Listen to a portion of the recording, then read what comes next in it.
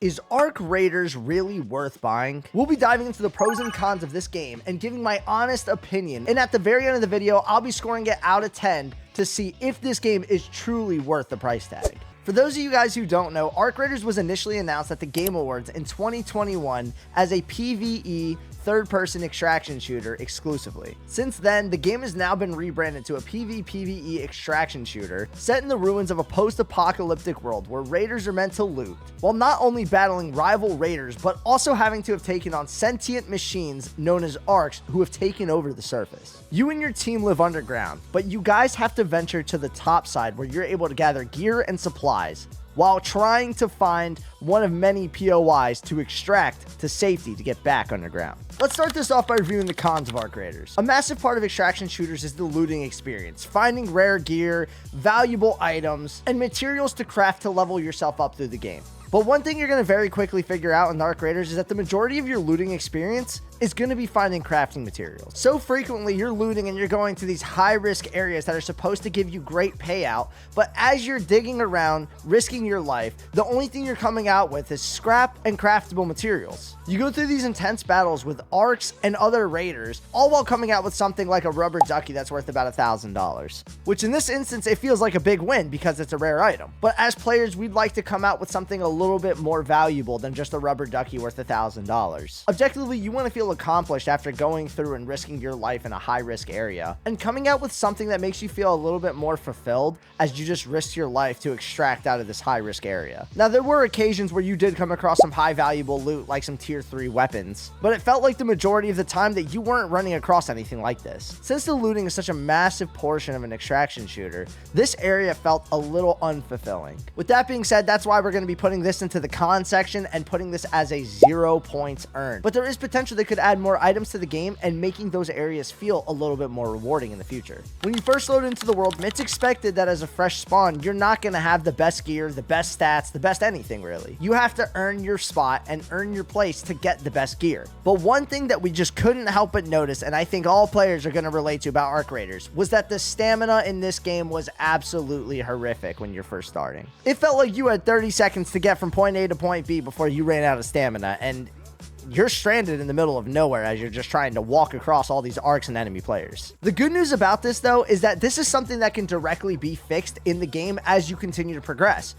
We'll get a little bit more into the detail of that later in the video, but this is something that can be solved. But the issue isn't particularly that it can be solved in the long run, but more in the short term as a new player. For so many players, this was a make or break experience for them whenever they first spawned in, and they're noticing that they can't explore the map at all because they're running out of stamina the whole time. Now, obviously, in the beginning of the game, when everyone's first starting, this isn't going to be an issue because everyone is going to be at the same starting point with bad stamina. But this could be an issue as the game prolongs, and now you have veteran players going against fresh spawns, and the fresh spawns are getting lapped around guys who have already boosted and fixed their stamina. Now again, this is something that can be adjusted through the player's progression of the game, but I think for many players, this is going to be a make or break for them whenever they first get in and could potentially ruin their experience as soon as they join. Since this is something that can be adjusted as you continue to play the game, we're only going to be giving this one half a point. Quests are one of those things that can make or break a game. But with the instance of Arc Raiders, the quest felt empty and somewhat pointless. Now, don't get me wrong, there were some useful quests that would offer you attachments or upgrades, but for the most part, it felt like you were getting random things like grenades, metals, scrap, flashbangs, ammunition, etc. All of this just to make it feel like you were grinding for something. Now, all of these items are useful, but I don't need a million grenades and flashes. I can find these in the actual world. The objective of quests is to feel gratification for completing these tasks that just randomly asked you to do. But this was something that Arc Raiders just wasn't really fulfilling well. The quests in these games are really something that helps carry to make it feel like you're working towards something, and it really didn't feel like that was the case at all. For that, this category is going to be scoring a 0 on my scale. Next, we have character customization, and this was something that they missed on entirely. Honestly, as you're going through and you're choosing your character for the first time, it felt like your options were extremely limited. Heck, even the hair choices didn't even have that many options. It really got to a point where you were just trying to create a character as fast as you can so you could get into the world, because what was the point of spending your time on it? Honestly, because of this, I think it would have been better if they just had preset characters for you just to choose off a rip. This way you could save yourself some time at least. Now, hopefully we'll be seeing some character customization improvements in the future of this game, but as of its current state, it is just not very good. And for that, we're going to be giving this category a 0 as well. Now, we talked a lot about the negatives, Let's get into the positives of Arc Raiders. One thing that Arc Raiders just absolutely nailed was the PvP experience in the game. The gunplay felt great. The variety of weapons felt good, even in the Service Land, which only offered a small portion of weapons. And more importantly than anything, your PvP battles felt rewarding. One minute you're in a battle, and as soon as it feels like hope is lost, you realize you have an abundance of grenades in your backpack, and you can start just unleashing a hellfire of grenades on the enemies, or you could potentially even have arcs come in, and they start interfering in the battle and supporting you unintentionally. The battling felt fluid, and when you got into combat, you really started to get into the zone and hone in on your fight. You were locked in on doing everything you could to beat your enemy, while also not trying to get the attentions of Arc so that they come over and interfere with your fight and actually attack you. The best part was that after you were able to successfully defeat the enemy team, the inventory management was easy. Personally, I believe Arc Raiders inventory management was significantly better than games like Tarkov, where you're trying to fit the shape of an entire gun into your backpack, whereas in this game, you can just kind of drag it to their places. With that being said, this was a massive bonus to the game and definitely deserves a point towards PvP combat. Arc Raiders offers a really in-depth skill tree that allows you to boost some of the weak points in the game, such as stamina, faster looting time, increased damage to drones,